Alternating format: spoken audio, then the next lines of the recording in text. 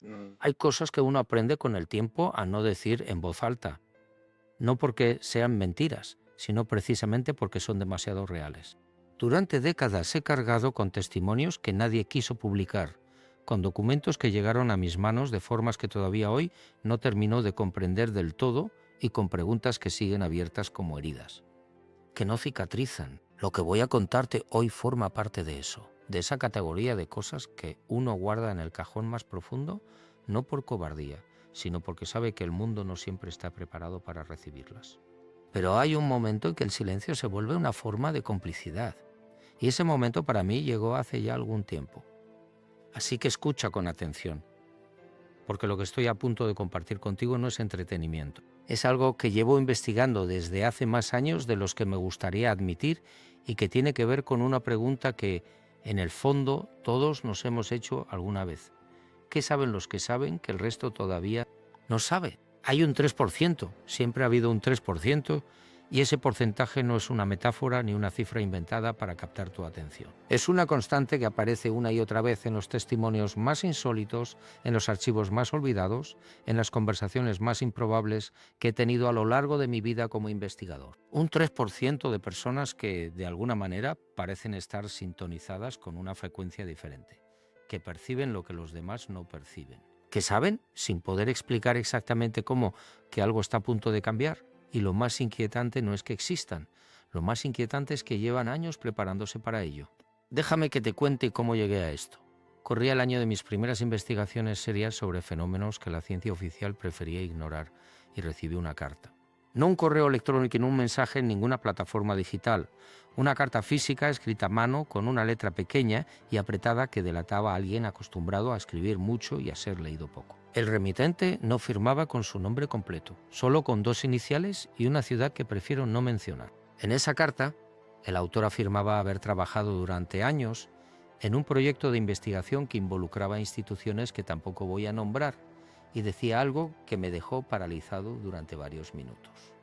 Decía que existía documentación interna que describía con precisión eventos que todavía no habían ocurrido, no profecías en el sentido religioso, no videncias ni oráculos, sino proyecciones, cálculos, modelos de comportamiento colectivo que apuntaban con una exactitud perturbadora hacia momentos de fractura en la historia de la humanidad. Y en todos esos modelos, sin excepción, aparecía ese porcentaje. Ese 3% que antes de que ocurriera cualquier cosa ya lo sabía, ya estaba listo, ya había tomado decisiones que el resto tardaría años en comprender. Guardé esa carta, la releí muchas veces y empecé a tirar del hilo. Lo que encontré al otro lado de ese hilo es lo que quiero compartir contigo hoy. Pero antes necesito que entiendas algo fundamental sobre la forma en que funciona el conocimiento en los márgenes de lo oficial. Hay una versión del mundo que se enseña en los colegios, que se repite en los noticiarios, que se valida en los congresos científicos y que sirve de marco de referencia para la mayoría de las decisiones que tomamos como sociedad. Esa versión no es completamente falsa, pero tampoco es completa. Es como un mapa que tiene muchas zonas bien detalladas y algunas otras marcadas simplemente con la frase «aquí no hay nada relevante».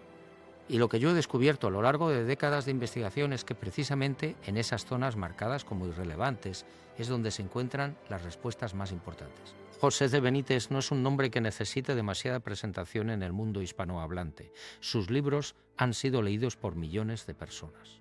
Sus investigaciones han generado controversia, admiración, rechazo y fascinación a partes iguales. Pero hay una dimensión de su trabajo que muy poca gente conoce en profundidad y que tiene que ver no solo con los fenómenos que ha investigado, sino con lo que esos fenómenos revelan sobre nosotros mismos, sobre nuestra naturaleza, sobre nuestra capacidad de percibir realidades que van más allá de lo que nuestros sentidos ordinarios pueden registrar. Benítez llegó al periodismo de investigación desde una curiosidad genuina, no desde el sensacionalismo, y eso marca una diferencia enorme, porque hay una forma de acercarse a lo inexplicable que consiste en buscar el escándalo, la provocación, el titular impactante. Y hay otra forma que consiste en sentarse frente a los testimonios, frente a los documentos, frente a las contradicciones, y preguntar con honestidad qué está pasando aquí realmente. Benítez eligió siempre la segunda vía, y esa elección le costó cosas. Le costó credibilidad ante ciertos sectores, le costó relaciones profesionales, le costó en algunos momentos la tranquilidad personal.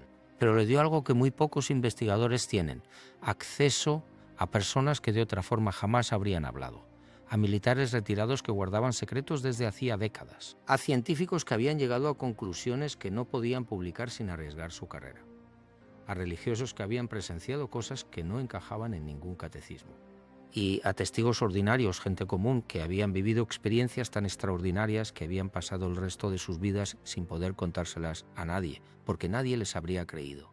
Uno de esos testimonios llegó a mí de forma indirecta a través de un intermediario que prefirió mantener el anonimato. Era el caso de un piloto de aviación comercial con más de 20 años de experiencia que en un vuelo nocturno sobre el Atlántico había presenciado algo que no aparecía en ningún manual de meteorología ni en ningún protocolo de control aéreo.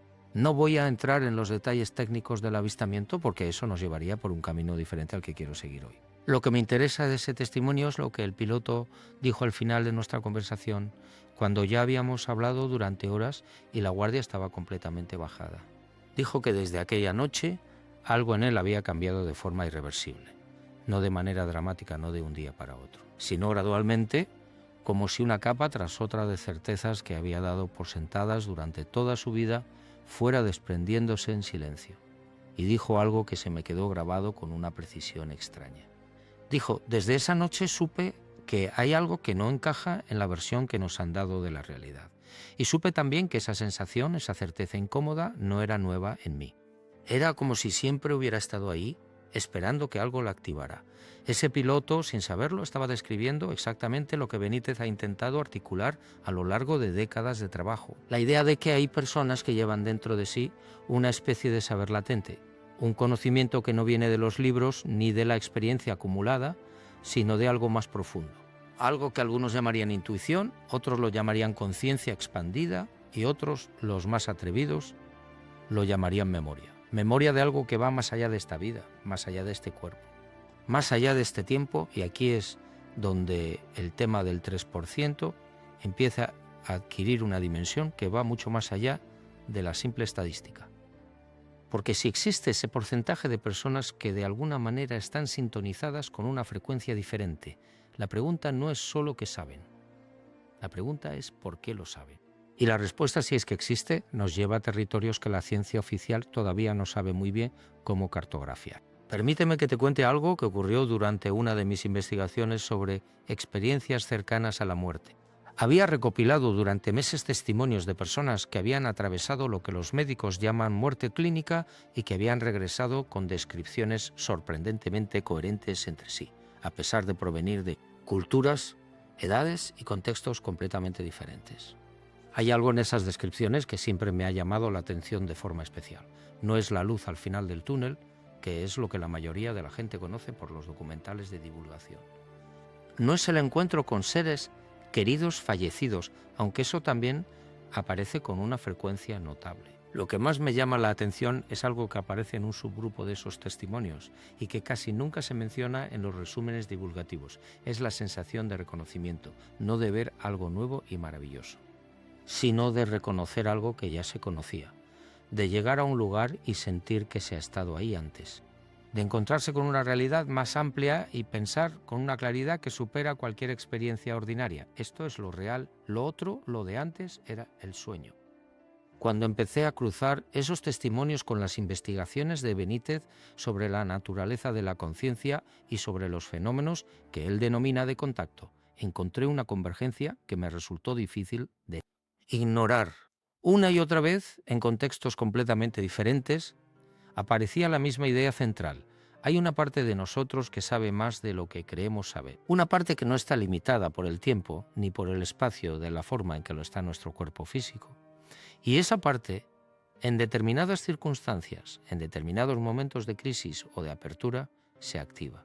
Y cuando se activa, la persona que la experimenta ya no puede volver a ser exactamente la misma que era antes. Ahora bien, ¿qué tiene que ver todo esto con el 3%? Tiene que ver con algo que Benítez ha sugerido en varias ocasiones, con esa forma suya de insinuar sin afirmar, de abrir puertas sin empujar al lector por ellas. La idea de que los cambios más profundos en la historia de la humanidad las transformaciones que realmente han alterado el curso de las cosas, no han sido protagonizadas por las mayorías. Han sido protagonizadas por minorías, por grupos pequeños de personas que, por razones que no siempre son fáciles de explicar, estaban en el lugar correcto, en el momento correcto, con el estado de conciencia correcto. Y que esa minoría, ese porcentaje que aparece una y otra vez en los testimonios y en los modelos, no es una élite en el sentido político o económico del término, es algo diferente. Es una comunidad de personas que comparten una misma sintonía interior, un mismo nivel de apertura hacia lo que está más allá de lo visible. Quiero detenerme aquí un momento porque sé que hay personas que están escuchando esto con escepticismo. Y ese escepticismo me parece sano, me parece necesario. Yo mismo soy escéptico por naturaleza. Llevo décadas verificando, cruzando fuentes, confrontando testimonios, buscando las contradicciones internas de cada historia que llega a mis manos. No soy de los que creen todo lo que les cuentan. Precisamente por eso, cuando algo supera ese filtro, cuando algo resiste el escrutinio y sigue en pie, me parece que merece ser tomado en serio. Y lo que te estoy contando hoy ha resistido ese filtro. No de forma perfecta, no sin zonas de sombra, pero lo suficiente como para que no pueda ignorarlo. Déjame que avance un poco más en la historia, porque hay un elemento que todavía no he mencionado y que, en mi opinión, es el más perturbador de todos. No es la existencia del 3%, es la pregunta de cuándo empezaron a saber. Porque lo más desconcertante, lo que aparece una y otra vez en los testimonios que he recopilado, es que estas personas no llegaron a su conocimiento de repente, no tuvieron una revelación en un momento específico. Dicen con una consistencia que resulta difícil de atribuir a la coincidencia que siempre lo supieron, que desde pequeños tuvieron la sensación de que algo no encajaba, de que la realidad que les presentaban los adultos, la realidad que aparecía en los libros de texto y en los telediarios, era una versión simplificada, recortada, de algo mucho más vasto y complejo. Uno de los testimonios más impresionantes que he recogido en este sentido es el de una mujer ya mayor que vivió en un pueblo pequeño del interior de España durante toda su vida, sin estudios universitarios, sin acceso a ningún tipo de literatura esotérica o de investigación alternativa, que desde niña tenía la certeza absoluta e inquebrantable de que el mundo no era lo que parecía, que había capas, que había niveles de realidad que la mayoría de la gente simplemente no veía porque no miraba en la dirección correcta. Esta mujer nunca habló de esto con nadie durante décadas. Lo guardó como se guarda un secreto vergonzoso, hasta que en sus últimos años, casi por casualidad, llegó a sus manos un libro. Y en ese libro encontró, articuladas con precisión y con rigor, exactamente las mismas ideas que ella había llevado dentro de sí durante toda su vida sin poder nombrarlas. El libro era de Benítez, y lo que aquella mujer experimentó al leerlo no fue el descubrimiento de algo nuevo, fue el reconocimiento de algo que ya sabía. Esa historia me llegó a través de un familiar suyo que quiso que quedara registrada en algún lugar, aunque fuera de forma anónima, y me la contó con una emoción que todavía recuerdo con nitidez. Porque hay algo profundamente conmovedor en la imagen de una persona que lleva toda su vida cargando con un saber que no sabe de dónde viene y que no tiene palabras para expresar y que de repente encuentra esas palabras en el trabajo de otro ser humano que se hizo las mismas preguntas. Eso es lo que Benítez ha hecho, entre otras cosas. Ha dado palabras a lo que mucha gente llevaba dentro sin poder nombrarlo. Y eso en sí mismo es un acto de una importancia que va mucho más allá de la literatura o del periodismo. Pero sigamos avanzando, porque hay algo más que quiero contarte, algo que tiene que ver con los documentos, con los archivos, con lo que aparece escrito en lugares donde nadie esperaría encontrarlo. A lo largo de mis investigaciones he tenido acceso en distintos momentos y a través de distintos canales a documentación que no estaba destinada a ser pública. No voy a hacer afirmaciones que no pueda sostener. No voy a decir que tengo en mis manos pruebas definitivas de ninguna conspiración ni de ninguna verdad oculta de carácter gubernamental. Lo que sí puedo decir es que en esa documentación, en esos archivos que llegaron a mí de formas que a veces todavía me resultan difíciles de explicar, aparecen referencias a algo que los redactores de esos documentos llaman, con una terminología que varía según la época y la institución, el factor de anticipación. El factor de anticipación es, en esencia, la capacidad documentada en ciertos individuos de actuar antes de que los eventos que justificarían esa acción hayan ocurrido todavía. No es telepatía en el sentido popular del término, no es clarividencia en el sentido que le daría un programa de televisión de madrugada. Es algo más sutil y precisamente por eso más inquietante. Es la capacidad de tomar decisiones que solo tienen sentido a posteriori, que en el momento en que se toman parecen arbitrarias o excéntricas o incluso irracionales, y que luego, cuando los eventos se desarrollan, resultan haber sido exactamente las decisiones correctas. Los documentos que he consultado sugieren que este factor de anticipación no es aleatorio. No se distribuye de forma homogénea en la población. Se concentra, aparece con una frecuencia desproporcionada en ciertos individuos, en ciertos grupos, en ciertos momentos históricos. Y la concentración, según esos documentos, ronda siempre el mismo orden de magnitud. Un porcentaje pequeño. Un porcentaje que, si lo expresaras en términos de la población mundial, representaría a cientos de millones de personas, pero que en términos relativos es una minoría tan pequeña que resulta prácticamente invisible en el ruido estadístico de la historia cotidiana. ¿Y qué hacen esas personas con ese saber? Esa es la pregunta que me ha quitado el sueño en más de una ocasión, porque no hacen lo que haría un personaje de película de ciencia ficción. No forman organizaciones secretas, no conspiran para tomar el control de nada. Lo que hacen en su inmensa mayoría es algo mucho más silencioso y mucho más poderoso. Se preparan de formas que a veces ni ellos mismos comprenden del todo. Cambian de trabajo sin una razón aparente. Se mudan a lugares que no tienen ningún sentido desde el punto de vista de la lógica ordinaria. Rompen relaciones que en apariencia funcionaban bien. Establecen vínculos con personas completamente ajenas a su entorno habitual. Y años después, cuando miran hacia atrás, ven con claridad que cada una de esas decisiones, aparentemente irracionales, fue un paso en la dirección correcta. Fue una preparación para algo que todavía no había llegado, pero que en algún nivel de su conciencia ya sabían que iba a llegar. Benítez ha hablado de esto en distintos contextos y con distintas palabras. Ha hablado de la conciencia como de un campo que va más allá del individuo.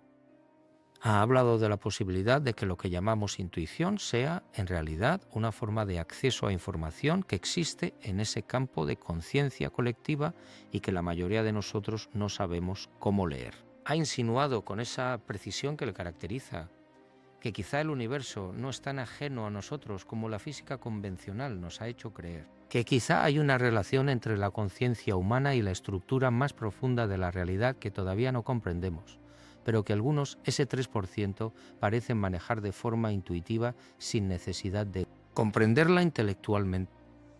Y aquí quiero introducir algo que me parece fundamental para entender todo lo demás, porque hay una diferencia crucial entre saber algo intelectualmente y saberlo de otra forma. Hay una diferencia entre leer en un libro que el universo es un lugar mucho más extraño y complejo de lo que parece y sentirlo en el cuerpo. Experimentarlo, vivirlo de una manera que deja una marca que ningún argumento racional puede borrar después.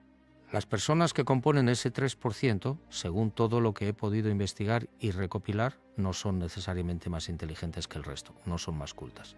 No tienen acceso a información privilegiada en el sentido convencional del término. Lo que tienen es una relación diferente con su propia experiencia interior, una capacidad de escuchar lo que está por debajo del ruido, de prestar atención a esas señales sutiles que la mayoría de nosotros aprendemos desde pequeños a ignorar porque no encajan en el mapa de la realidad que nos han dado. Recuerdo una conversación que tuve hace años con un investigador de neurociencia que prefirió que su nombre no apareciera en ningún contexto público relacionado con estas ideas. Era una persona brillante, con una carrera impecable en el mundo académico, que en privado admitía que los modelos actuales de funcionamiento del cerebro no podían explicar una serie de fenómenos que él mismo había documentado en su laboratorio. Fenómenos que tenían que ver con la capacidad del cerebro humano de procesar información que, según todos los principios conocidos, no debería estar disponible para él. Experimentos en los que los sujetos respondían a estímulos antes de que esos estímulos se produjeran. Patrones de activación neuronal que anticipaban eventos que todavía no habían ocurrido.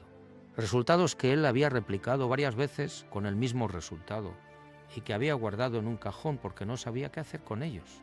Porque publicarlos habría significado poner en cuestión décadas de consenso científico sobre la naturaleza de la causalidad y del tiempo. Y eso en el mundo académico tiene un precio que muy pocos están dispuestos a pagar. Le pregunté si creía que esos resultados tenían alguna relación con lo que en la literatura popular se llama intuición o presentimiento. Se quedó en silencio durante un momento y luego dijo algo que todavía recuerdo con exactitud. Dijo: lo que esos resultados sugieren es que la barrera entre el presente y el futuro no es tan sólida como creemos, que el cerebro humano en ciertas condiciones tiene acceso a información temporal que va más allá del momento presente. Y si eso es así, entonces la pregunta no es si la intuición existe. La pregunta es por qué no todos tenemos el mismo nivel de acceso a ella. Esa pregunta se quedó flotando en el aire entre los dos y no la respondimos, pero yo llevo años dándole vueltas. Y cada vez que vuelvo a ella, pienso en el 3%. Pienso en esas personas que llevan años sabiendo algo que el resto todavía no sabe.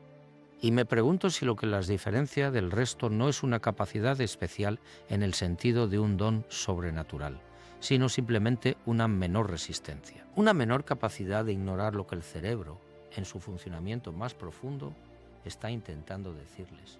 Porque quizá todos tenemos acceso a esa información, quizá todos recibimos esas señales, pero la mayoría de nosotros las filtramos, las descartamos, las etiquetamos como fantasía, como superstición, como el ruido de una mente que trabaja demasiado. Y ese 3% son simplemente las personas que, por alguna razón, no las filtran. Las personas que escuchan. Quiero avanzar ahora hacia algo que me parece especialmente importante en el contexto del trabajo de Benítez, y es la dimensión espiritual de todo esto. Porque hay una tentación, cuando se habla de estos temas, de quedarse en el terreno de lo fenomenológico, de hablar de experimentos, de datos, de testimonios, de documentos, y eso es necesario. Esa base es imprescindible para que la conversación no derive hacia el terreno de la fantasía sin anclaje. Pero si nos quedamos solo ahí, si reducimos todo esto a una cuestión de capacidades cognitivas o de fenómenos neurológicos, estamos perdiendo algo esencial. Estamos perdiendo la dimensión que, en mi opinión, es la más importante de todas. La dimensión que tiene que ver con el sentido, con el para qué, con la pregunta que, en el fondo, subyace a toda investigación genuina sobre estos temas. ¿Qué somos realmente? No en el sentido biológico, no en el sentido evolutivo, sino en el sentido más profundo y más difícil de responder. ¿Qué es esta conciencia que habita en nosotros? ¿De dónde viene? ¿A dónde va? ¿Tiene continuidad más allá de la muerte del cuerpo físico? Benítez ha dedicado una parte muy significativa de su trabajo a estas preguntas, y lo ha hecho con una valentía intelectual que, en mi opinión, no recibe suficiente reconocimiento.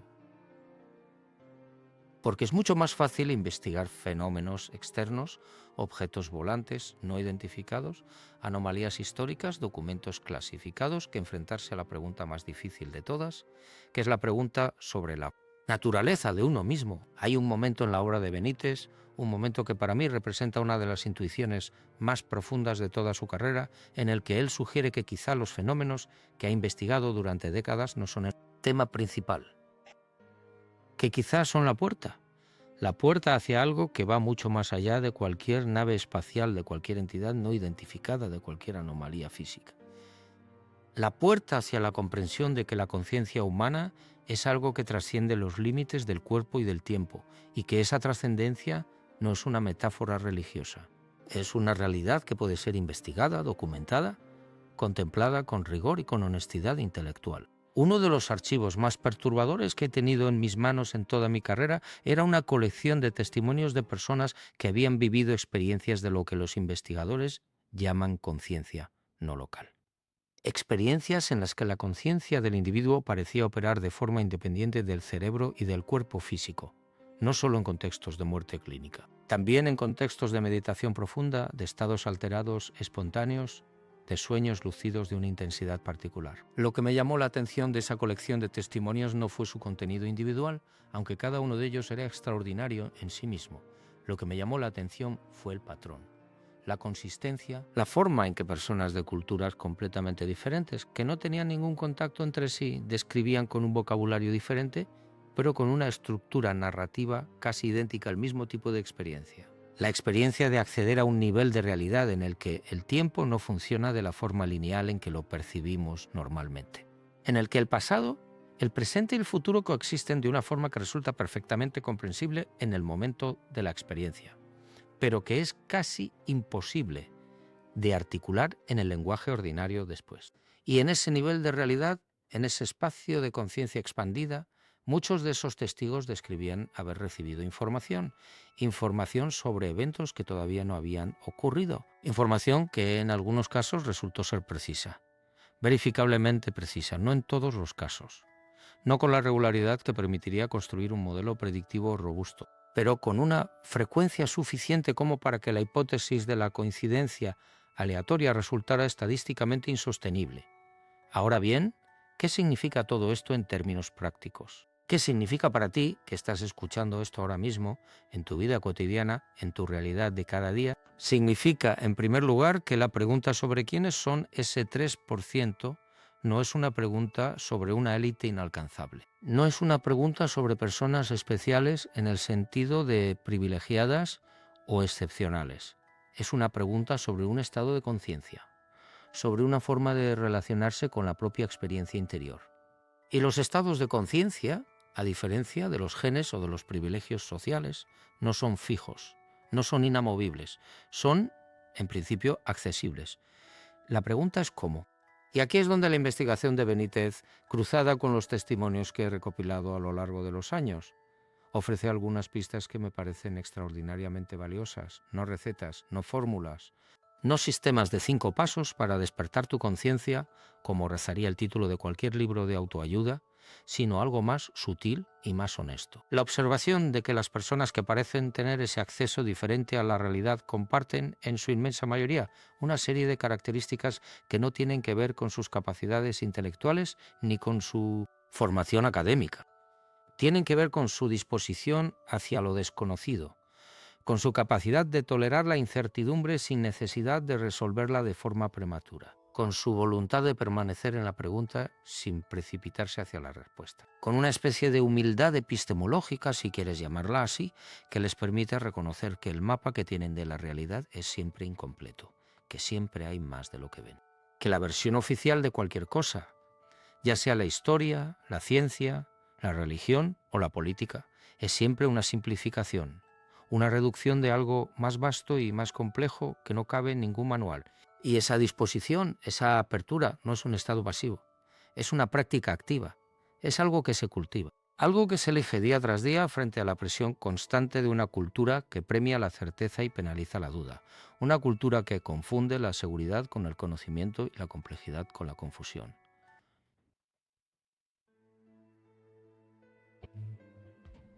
Quiero contarte algo más sobre los documentos, sobre lo que encontré en uno de esos archivos que llegaron a mis manos en circunstancias que todavía hoy me resultan difíciles de explicar con total claridad. Era una serie de informes internos, sin membrete identificable, sin fechas precisas, redactados en un lenguaje que mezclaba la terminología técnica con referencias que solo podían provenir de alguien que había leído muy profundamente en la literatura de investigación sobre conciencia y fenómenos anómalos. En esos informes aparecía una descripción detallada de lo que los redactores llamaban el protocolo de reconocimiento. El protocolo de reconocimiento era, en esencia, un conjunto de indicadores que permitían identificar a individuos que presentaban el factor de anticipación en grado significativo. No era una prueba psicológica convencional, no medía el coeficiente intelectual ni la capacidad de razonamiento abstracto. Medía cosas mucho más difíciles de cuantificar. La frecuencia con que el individuo tomaba decisiones que resultaban correctas en retrospectiva, pero que en el momento de tomarlas no podían justificarse racionalmente. La presencia de sueños recurrentes con contenido predictivo verificable. La capacidad de percibir estados emocionales en otras personas con una precisión que superaba lo que podría explicarse por la lectura de señales no verbales ordinarias. Y algo que los redactores llamaban, con una terminología que me resultó especialmente llamativa, la sensación de familiaridad con lo desconocido. La sensación de reconocer lugares que nunca se han visitado, personas que nunca se han conocido, situaciones que nunca se han vivido, con una intensidad y una especificidad que va mucho más allá de lo que normalmente se denomina déjà vu. Cuando leí esa descripción, algo en mí se detuvo, porque reconocí en ella algo que había escuchado antes, muchas veces, en muchos contextos diferentes, en los testimonios de experiencias cercanas a la muerte. en las descripciones de estados meditativos profundos, en las palabras de ese piloto que me habló de su noche sobre el Atlántico, y en algo que el propio Benítez ha descrito en distintas ocasiones, con distintas palabras, la sensación de que hay algo en nosotros que ya ha estado aquí antes, que ya conoce este lugar, que ya ha recorrido este camino, que la vida que estamos viviendo no es el comienzo de algo que empezó mucho antes de que pudiéramos recordarlo. Eso es lo que el 3% sabe, o más precisamente, eso es lo que el 3% recuerda. Y la diferencia entre saber y recordar es enorme, porque lo que se sabe puede olvidarse, puede cuestionarse, puede ser reemplazado por información nueva. Pero lo que se recuerda tiene una textura diferente, una solidez diferente, pertenece a una parte de uno mismo que no se deja convencer fácilmente por los argumentos del exterior. Hay una historia que Benítez cuenta en una de sus obras y que a mí me ha acompañado durante años como una de esas imágenes que se instalan en la mente y no se van. Es la historia de alguien que en un momento de crisis profunda tiene una experiencia que lo cambia para siempre. No una experiencia espectacular en el sentido cinematográfico, no luces, ni voces, ni apariciones, sino algo mucho más sutil y mucho más poderoso. Una certeza absoluta que llega desde un lugar que está por debajo de todos los pensamientos y de todas las emociones, de que todo está bien, de que lo que parece caos desde la perspectiva limitada de la vida cotidiana tiene un orden desde una perspectiva más amplia, de que nada de lo que ocurre es accidental, de que hay un hilo invisible pero real que conecta todos los eventos de una vida y que solo puede verse cuando uno se aleja lo suficiente para ver el tejido completo en lugar de los hilos individuales. Esa certeza, esa experiencia de orden y sentido en el centro del caos es algo que aparece con una frecuencia notable en los testimonios de personas que han pasado por experiencias límite. Y es también algo que, según todo lo que he podido investigar, caracteriza de forma especial a ese 3%, no como una creencia religiosa, no como una convicción ideológica, sino como algo vivido. Como algo que ha dejado una marca en el sistema nervioso, en la forma de percibir, en la forma de relacionarse con el tiempo y con la incertidumbre. Estas personas no tienen menos miedo que el resto porque sean más valientes en el sentido ordinario. Tienen menos miedo porque han experimentado de una forma u otra que hay algo más allá del miedo, que hay una dimensión de la realidad en la que el peor escenario posible no es el fin de nada, sino la transición hacia algo diferente.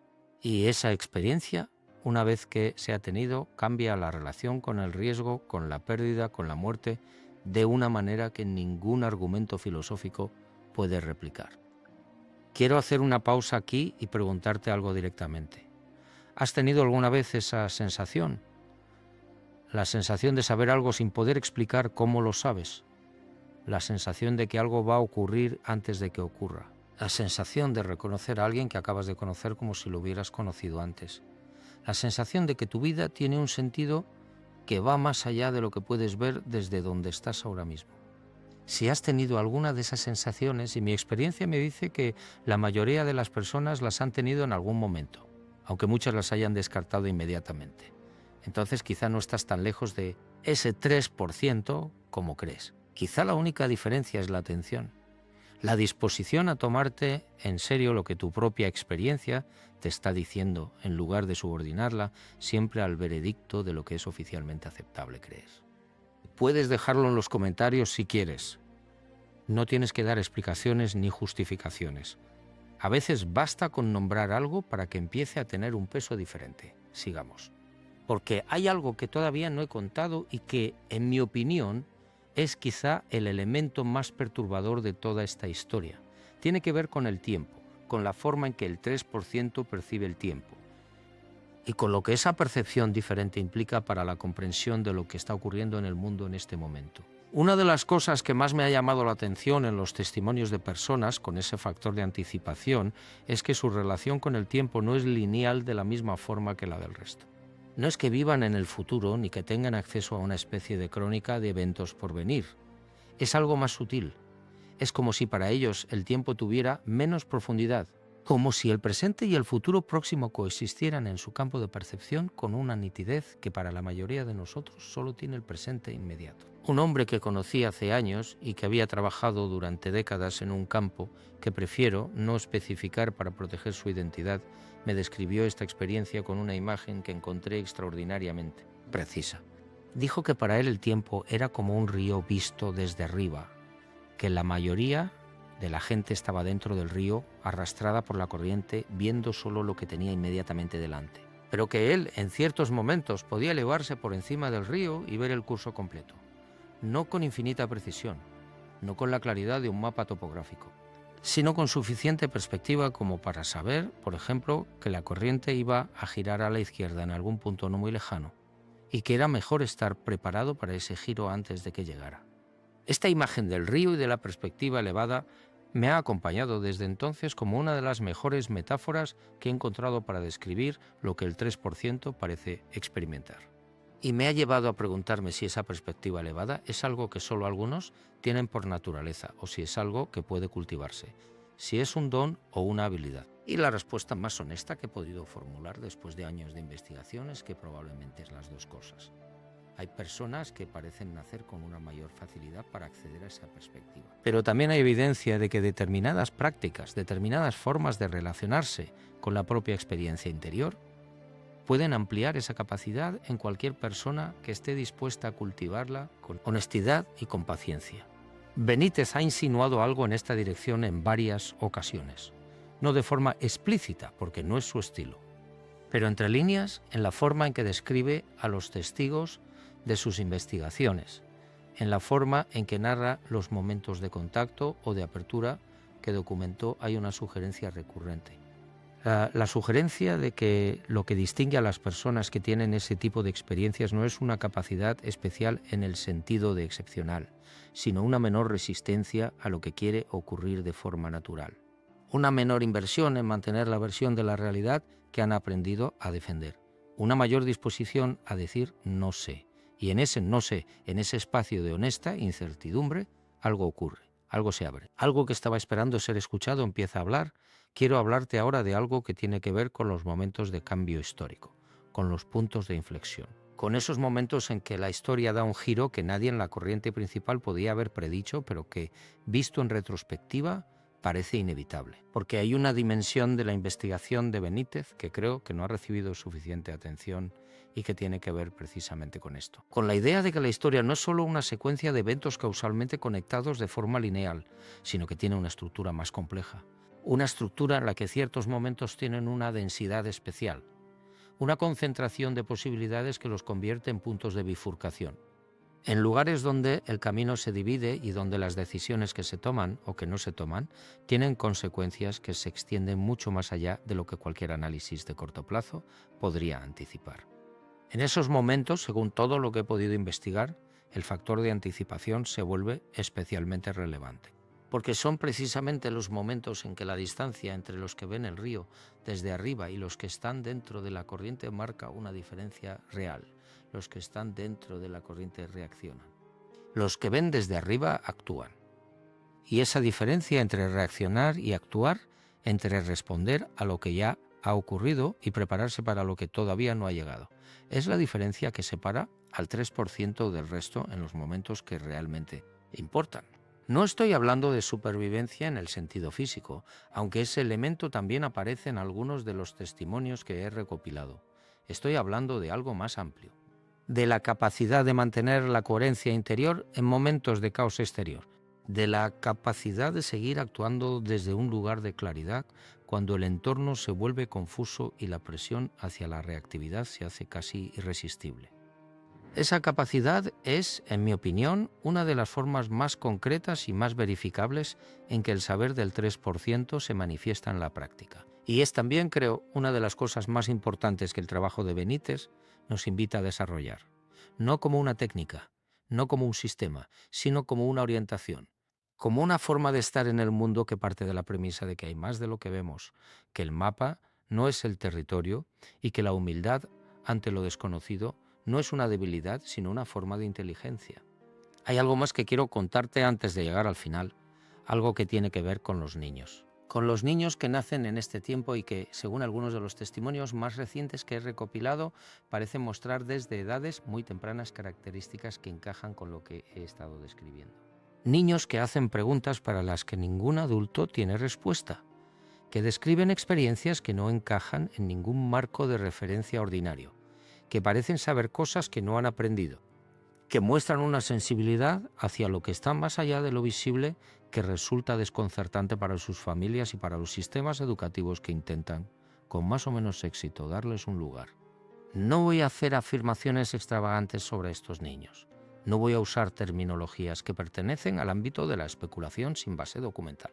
Lo que sí puedo decir es que el patrón que emerge de esos testimonios es consistente con lo que he estado describiendo. Es consistente con la idea de que hay algo cambiando en la forma en que una parte de la población humana se relaciona con la realidad. Algo que no encaja cómodamente en ninguno de los marcos de referencia disponibles, ni en el científico convencional, ni en el religioso tradicional, ni en el esotérico popular. Algo que requiere un pensamiento genuinamente nuevo para ser comprendido. Y ese pensamiento nuevo, esa forma diferente de hacer las preguntas, es quizá la contribución más duradera del trabajo de Benítez. No las respuestas, las preguntas, la valentía de hacer las preguntas que nadie quiere hacer, de señalar las contradicciones que nadie quiere ver, de dar voz a los testimonios que nadie quiere escuchar, de insistir con una perseverancia que solo puede venir de una convicción profunda en que hay algo ahí que merece ser investigado con honestidad y con rigor, aunque el precio sea la incomprensión y el rechazo de quienes prefieren que el mapa no cambie. Hay una pregunta que me hago con frecuencia y que quiero dejar aquí flotando en el aire porque no tengo una respuesta definitiva para ella. La pregunta es esta: si el 3% siempre ha existido, si siempre ha habido personas con esa capacidad de ver desde arriba, de anticipar, de actuar desde un lugar de mayor claridad, ¿por qué el mundo sigue siendo como es? ¿Por qué ese saber no ha cambiado las cosas de forma más visible? Es una pregunta legítima y me la han hecho muchas veces. La respuesta más honesta que puedo dar es que quizá el cambio no funciona de la forma en que esperamos que funcione. Quizá no es lineal, quizá no es visible en el corto plazo. Quizá los efectos del saber del 3% se manifiestan en capas de tiempo que van más allá de lo que podemos medir en una vida humana. O quizá, y esta es la posibilidad que encuentro más inquietante y más esperanzadora al mismo tiempo, estamos en uno de esos momentos de densidad histórica que mencioné antes. Uno de esos puntos de bifurcación en que el factor de anticipación se vuelve especialmente relevante. Y el 3% está actuando en silencio, sin anunciarlo, sin esperar reconocimiento, preparándose para algo que el resto todavía no ve, pero que, desde la perspectiva elevada sobre el río, ya es perfectamente visible. Hay una última cosa que quiero contarte, una cosa que llegó a mis manos hace relativamente poco tiempo y que todavía estoy procesando.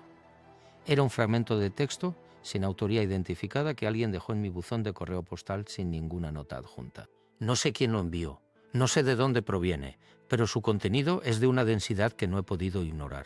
El fragmento decía en esencia que la humanidad está en un proceso de lo que llamaba diferenciación de conciencia. Que este proceso ha estado ocurriendo durante siglos, pero que en el momento actual ha alcanzado una velocidad y una intensidad que no tiene precedentes en la historia registrada. Que el resultado de ese proceso será una separación no física sino perceptual entre dos formas de habitar el mundo. Una forma que sigue operando desde los supuestos de la realidad ordinaria, desde la certeza de que lo que se ve es todo lo que hay, desde la lógica de la supervivencia y del control. Y otra forma que opera desde una comprensión diferente, desde la conciencia de que la realidad es más vasta, más compleja y más llena de sentido de lo que ningún sistema de pensamiento convencional puede contener. Y que esa segunda forma de habitar el mundo, esa segunda forma de percibir y de actuar, es la que caracteriza al 3%. No porque sean mejores personas, no porque tengan acceso a verdades absolutas que el resto no merece conocer, sino porque por razones que el texto no especificaba han llegado a ese punto de la diferenciación antes, han cruzado ese umbral antes, y desde ese umbral la perspectiva es diferente, irreversiblemente diferente. No sé si ese texto era auténtico en el sentido de provenir de alguna fuente con conocimiento real de algo que el resto ignoramos. No sé si era la obra de alguien con una imaginación extraordinaria y un dominio notable del lenguaje. Lo que sí sé es que resonó con todo lo que he investigado durante décadas, con los testimonios, con los documentos, con las conversaciones que he tenido con personas que, desde ámbitos completamente diferentes, han llegado a conclusiones sorprendentemente similares. Y que si hay algo de verdad en lo que ese texto sugería, entonces la pregunta que cada uno de nosotros debería hacerse no es si forma parte del 3%, sino qué está haciendo con las señales que ya está recibiendo, porque las señales llegan. Siempre llegan. La pregunta es si estamos escuchando. Si estamos dispuestos a tomarnos en serio lo que nuestra propia experiencia interior nos está diciendo, aunque no encaje en el mapa oficial de la realidad, aunque genere incomodidad, aunque implique revisar cosas que creíamos saber con certeza, aunque signifique vivir con más preguntas que respuestas durante un tiempo que puede ser largo e incómodo. Benítez ha pasado décadas haciendo exactamente eso, viviendo con las preguntas, resistiendo la tentación de las respuestas fáciles, manteniendo abierta la investigación cuando habría sido mucho más cómodo cerrarla. Y esa actitud, esa forma de relacionarse con lo desconocido, es quizá el legado más importante de su trabajo, más que cualquier dato concreto, más que cualquier testimonio específico, más que cualquier revelación sobre fenómenos inexplicables. La enseñanza de que la honestidad intelectual, la disposición genuina a no saber, a permanecer en la pregunta, a escuchar lo que la realidad quiere decir en lugar de imponer sobre ella lo que queremos que diga, es la condición de posibilidad de cualquier conocimiento real.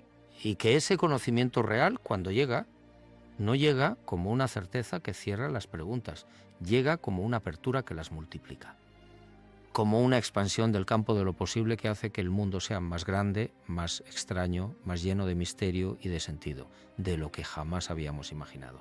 Hay personas que llevan años sabiendo que algo está cambiando, que algo está a punto de cambiar de una forma que no tiene precedentes fácilmente identificables, que el mundo que conocemos está en un proceso de transformación cuya profundidad todavía no podemos medir desde dentro. Esas personas no son profetas, no son iluminados, no son miembros de ninguna organización secreta ni portadores de ninguna verdad revelada.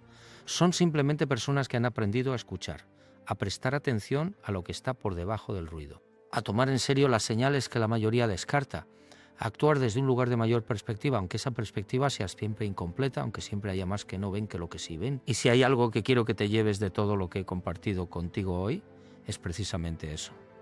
No una certeza, no una respuesta, sino una invitación. La invitación a escuchar, a prestar atención a lo que tu propia experiencia interior lleva quizá mucho tiempo intentando decirte, a no descartar demasiado rápido lo que no encaja en el mapa que te han dado, a permitirte vivir con la incomodidad de las preguntas abiertas, porque esa incomodidad, esa tensión entre lo que sabes y lo que todavía no sabes, es quizá el espacio más fértil que existe.